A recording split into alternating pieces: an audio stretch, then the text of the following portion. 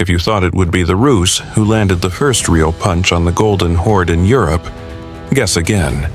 That honor goes to the Grand Duchy of Lithuania, a rising powerhouse that was still proudly clinging to its pagan roots. The showdown happened at a place called Sinie Vody, or Blue Waters. It might sound like a lovely vacation spot, but it was actually the site of a brutal battle in southern Ukraine.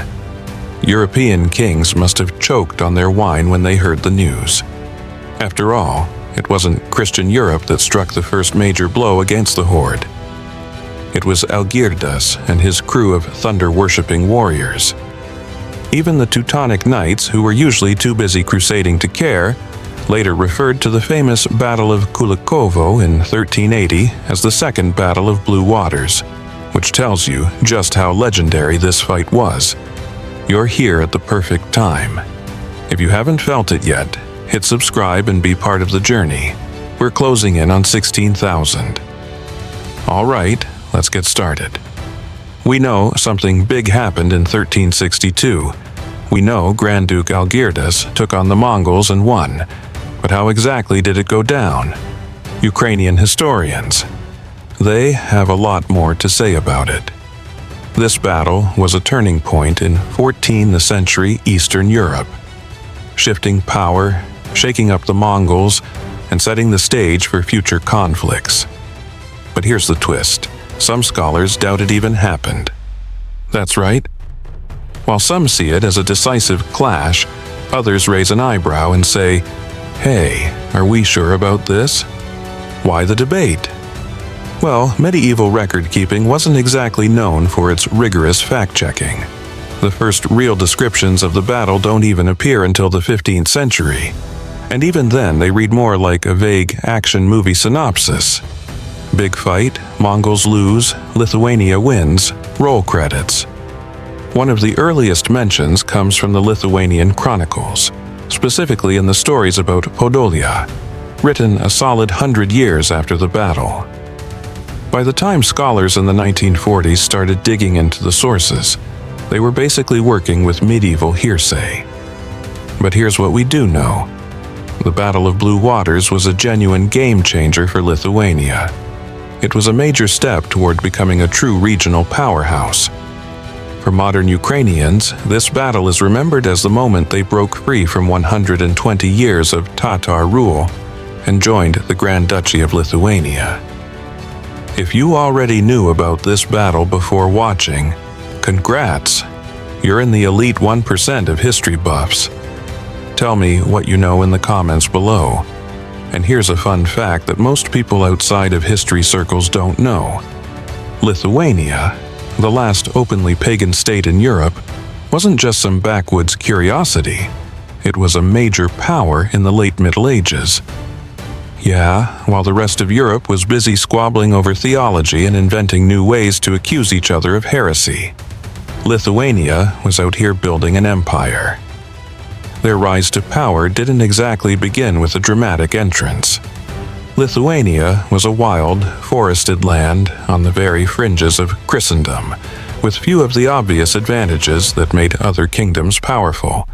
No vast wealth, no fertile river valleys, no ancient cities, no rich farmlands like France, no Roman heritage like the Holy Roman Empire, and certainly no Mediterranean ports for trading exotic goods. Just forests, rivers, and a whole lot of stubborn, battle-ready pagans who weren't about to convert just because some guys in Rome said so. And yet, somehow, this so-called backward land became one of the biggest players in European politics. How? Through sheer grit, clever diplomacy, and an army that didn't know when to quit. Lithuania's leaders figured out early on that if they weren't going to win by cultural prestige or economic dominance, then they were going to win by force. And by force, I mean steamrolling their way across Eastern Europe, while keeping the Mongols, the Teutonic Knights, and about half a dozen other enemies at bay. That just made them more unpredictable, and in medieval power struggles, being unpredictable was half the battle. Picture a land of endless, shadowy forests, so thick you'd need a machete, a compass, and probably a prayer just to get through. Then add in bogs. Lots of bogs. The kind that could swallow a horse and rider whole. Now throw in a climate that alternated between soul-crushingly cold winters and mosquito-infested summers, with just enough miserable rain to make you wonder why anyone lived there at all. Ever wanted to see an aurochs, a European bison, or maybe a giant stag straight out of a fantasy novel? Sure, you'd find those here, but the land was far too wild and untamed for large-scale farming. That didn't stop its people from thriving in other ways, though, specifically by becoming some of the most feared raiders in the region. Lithuania wasn't exactly rolling in mineral wealth or fertile farmlands. Amber and furs were nice, but they weren't going to fund an empire. So the locals took a more direct approach to wealth acquisition. Banditry. Why dig for treasure when you could just take it from your neighbors? Raiding cattle, snatching up slaves, and looting mineral-rich lands became an integral part of the economy. This way of life didn't just make the Lithuanians rich, it made them tough. Constant raiding forged a warrior society that would eventually transform Lithuania from an overlooked frontier into a dominant medieval powerhouse. In modern terms, Lithuania ran a high-risk, high-reward business model. And let's just say, their customer service didn't get great reviews from the neighbors. And good thing too, because Lithuania's location was not doing it any favors. Imagine trying to live in a house where one neighbor is an unpredictable warlord. Another empire was rising, and the rest were religious fanatics who thought you shouldn't even exist. That was basically Lithuania's situation in the Middle Ages. To the east, you had the Rus's principalities, already in a foul mood after being steamrolled by the Mongols, who were still very much in charge and not exactly known for their gentle diplomacy. To the south, there was Poland, an up-and-coming power that could be either a useful ally or a dangerous rival. But the real nightmare was coming from the west and north, where the Teutonic Order and the Livonian Order, two branches of the same Germanic crusading machine, had set up shop. These weren't your average monks with swords. They were full-time professional warriors with a holy mission: wipe out the last pagan stronghold in Europe. And wouldn't you know it, Lithuania was that stronghold. So for Lithuania, it wasn't just a matter of defending territory. It was about fighting for cultural survival against an enemy that literally believed they were doing God's work by invading. This meant Lithuania wasn't just fighting for its borders, it was fighting to stay on the map, period. And yet, against all odds, it didn't just survive. It expanded, playing its enemies against each other and eventually building a powerhouse that made the Teutonic Knights very, very nervous. In 1323, with the once mighty kingdom of Galicia-Volhynia getting sliced up between Lithuania and Poland like a medieval real estate deal, Prince Gediminas of Lithuania saw an opening, one that led straight into the weakened southern Rus principalities, particularly Kiev. By the late 13th century, Kiev had seen better days. The city that once stood as the beating heart of Kievan Rus was now basically living under Mongol management, a franchise of the once mighty Mongol Empire. After the devastating Mongol invasion of 1240, the city was left depopulated and in ruins, reduced to little more than a provincial outpost under Mongol control. For over a century, it had been paying its dues, literally, to its overlords, the Golden Horde. The Golden Horde was a breakaway faction from Genghis Khan's sprawling empire, kind of like a wildly successful spin-off show that ended up outlasting the original. Over time, these Mongol rulers embraced Islam, transforming from nomadic conquerors into settled rulers with a whole new set of priorities: taxes, trade, and making sure their Rus vassals kept sending in the gold. Oh, and they came to be known as the Tatars, a name that sounds like it belongs to an ancient secret society. But in reality, this was less a secret society and more a new cultural identity. shaped by years of ruling over the Rus' lands. With those favorable conditions, Gediminas of Lithuania seized the fortress of Ovruch, swept through Zhytomyr, and then set his sights on the big prize, Kiev itself. By the time Gediminas came knocking in 1324, Kiev's ruler, Prince Stanislav, wasn't exactly in a position to put up much of a fight. His army was small, his resources stretched thin, and his odds of stopping the Lithuanians were about as good as a wax sword in a bonfire. The showdown took place on the banks of the Irpin River, and let's just say it was not a good day for the Kievan army. Outnumbered and outmatched, they put up a fight, but the Lithuanians steamrolled right through, leaving behind a trail of battered shields and bruised egos. The result? Kiev, along with Pereyaslav, Bila Tserkva, and Kaniv, all got new management under the Grand Duchy of Lithuania. Cue the victory parade, maybe a celebratory feast. But Gediminas wasn't exactly in a position to sit back and enjoy his winnings. Why? Well, there was this little problem called the Golden Horde. And if medieval survival had a handbook, rule number 1 would be, do not, under any circumstances, poke the Mongols, unless you're absolutely sure you can handle the fallout. Gediminas, being a smart man who liked having a kingdom, Gediminas knew better than to provoke an all-out war.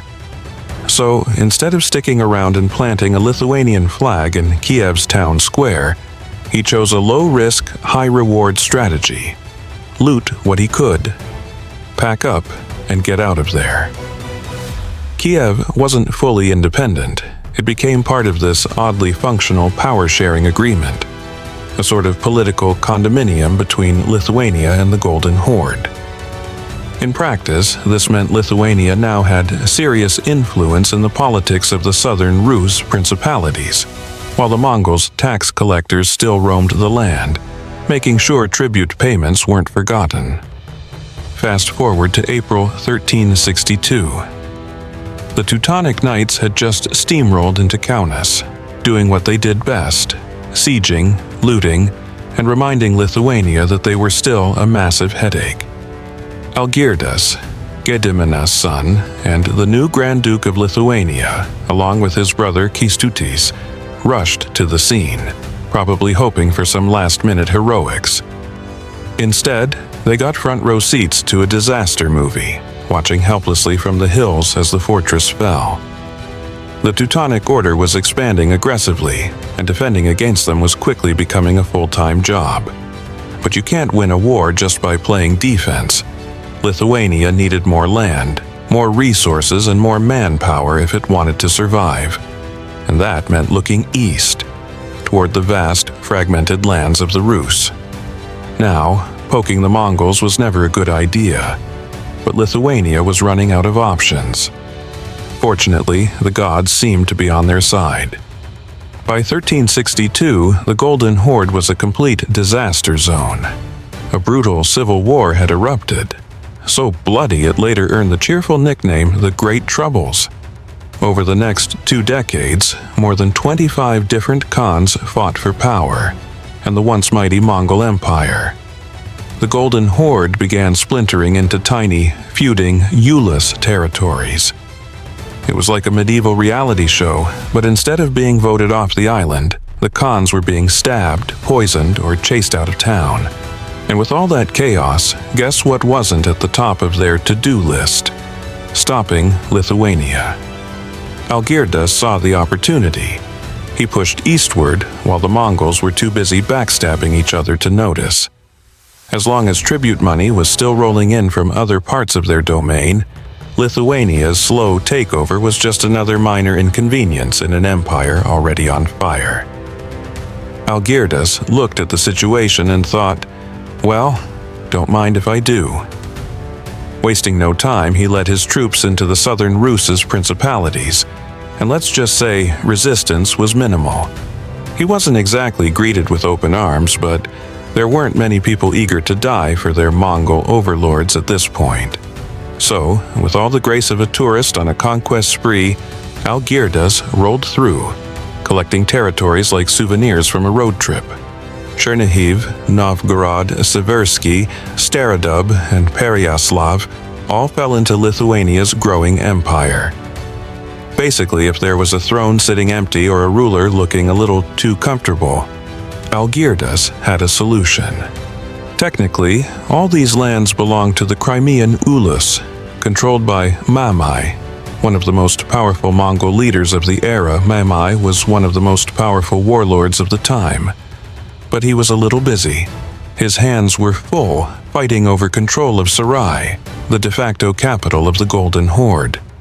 Launching a full-scale counterattack against Lithuania suddenly dropped pretty low on his priority list. Realizing that golden opportunities like this don't come around every day, Algirdas made sure to solidify his hold on the newly conquered lands. Then, in that very same year, he turned his gaze toward Kiev.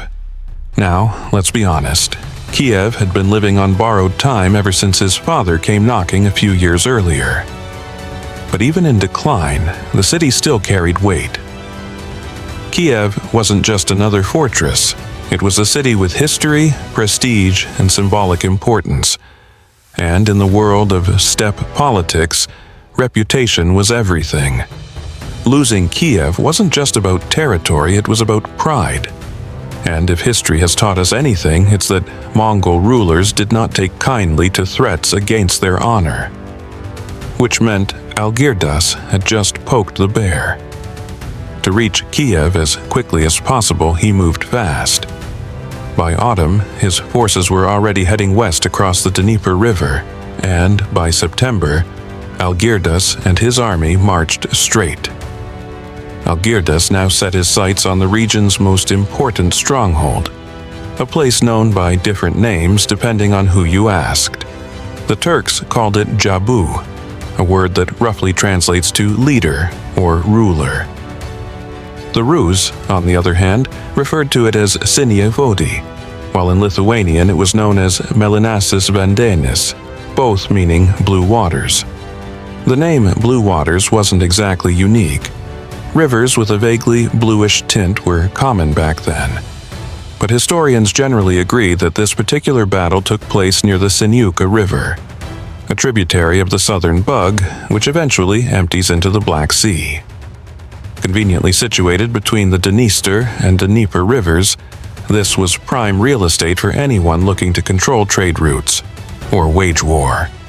The problem is that the Lithuanians weren't in the habit of writing detailed records about their own conquests.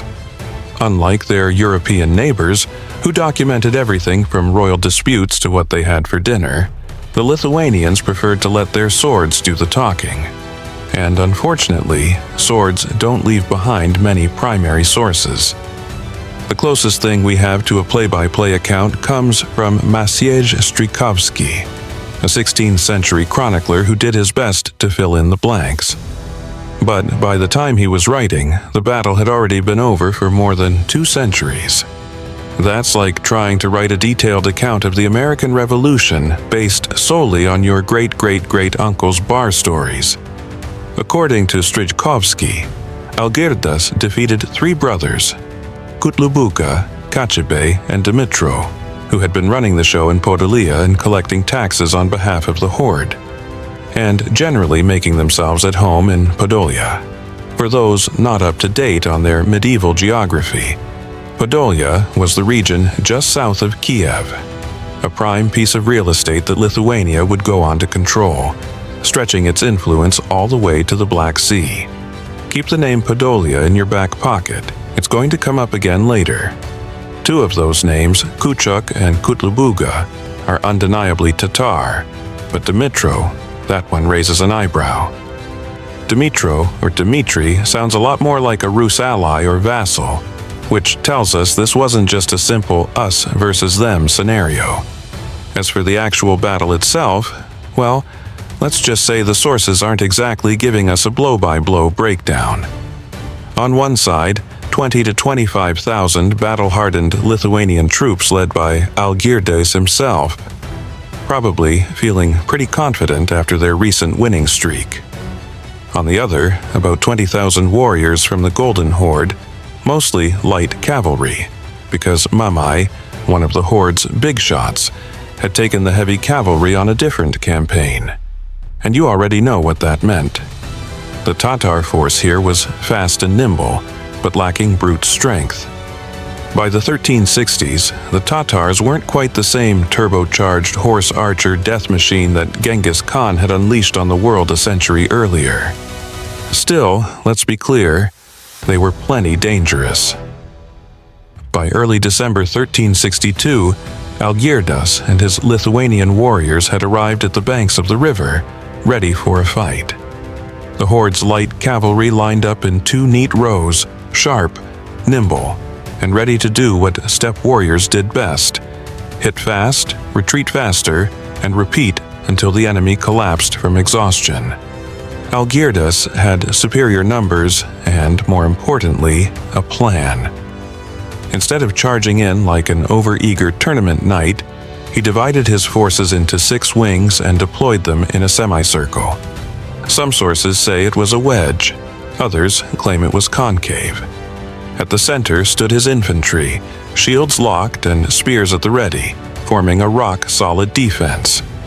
His cavalry waited on the flanks, ready to swoop in and crush the enemy from the sides. The battle began with the Tatar cavalry doing what they did best: firing arrows in a deadly rainstorm while staying just out of reach. They aimed for the Lithuanian flanks, hoping to weaken them before pressing in closer. The problem was that Algirdas's men held their formation, shields raised, not in the mood to become pincushions. The arrows rained down, but instead of causing panic, they mostly just annoyed the infantry, who hunkered down and held firm. Realizing their arrows weren't working, the Tatar cavalry had to rethink their approach. That's when Algirdas struck. His cavalry surged forward, spears glinting, swords swinging, and began carving their way through the Horde's lines. The Tatars, trained for quick skirmishes rather than drawn-out brawls, suddenly found themselves on the back foot as Algirdas's men pressed forward. The Tatar commander, Kutlu, had a sinking realization. He and his men were just one bad decision away from being completely surrounded. If the Lithuanians closed in, his cavalry would be boxed in and cut to pieces. Desperate times called for desperate measures. With no other option, Kutlu ordered a full frontal attack. His horsemen dropped their bows, drew their sabers, and charged straight into the Lithuanian infantry, hoping to smash through before the shield wall could hold. The Lithuanian infantry locked shields and braced for impact. The Tatar cavalry thundered towards them, probably thinking, another glorious charge for the steppe. But then, wham! They slammed into the Lithuanian line like a medieval freight train hitting a brick wall. Trapped in close combat, the Tatars' momentum broke, and their advantage was gone. Where their agility counted for little, the steppe warriors were cut down one by one. Algirdas didn't just win. He made sure everyone knew he won. He handed out prime territory to his relatives, shut down those pesky Tatar tax collectors, and began fortifying cities, something strictly off-limits under the Golden Horde's rule. In short, he flipped the entire region from a Tatar-controlled fief into a Lithuanian stronghold. Now, you'd think that after conquering new territories, the Lithuanians would do what most conquerors did: force their language, culture, and religion on the locals. But nope. They embraced Orthodox Christianity and Byzantine traditions, allowing their new subjects to keep their faith, their alphabet, and even their local rulers. This policy was summed up in their famous saying, "We don't destroy the old, nor do we impose the new." No forced conversions, no burning of books, just a simple, "Hey, we own the land now, but you do you." And this, my friends, is why modern Ukrainian scholars joke that the Lithuanians were the most benevolent occupiers in their history. Instead of ruling with an iron fist, they governed with what historians now call soft power. That's how Lithuania ended up being dubbed the Silk Empire. Not because they traded silk, but because they ruled with a soft touch. Algirdas based his entire post-battle victory dance on one big assumption: that Mamai, the Golden Horde's power player, was going to lose his campaign against the Horde's capital. Algirdas figured that if Mamai lost, he'd be too weak to retaliate. Well, Mamai didn't lose. In fact, he won. And when he rolled back into Crimea victorious and ready to relax, what did he find? Algirdas had helped himself to a nice chunk of southern Russia. That's like leaving for vacation and coming back to find someone redecorated your house and changed the locks. Naturally, Mami was not amused. He immediately began prepping for a comeback tour. Algirdas could have doubled down and prepared for another fight, but instead of waiting for Mami to come knocking with war drums, he sent an offer.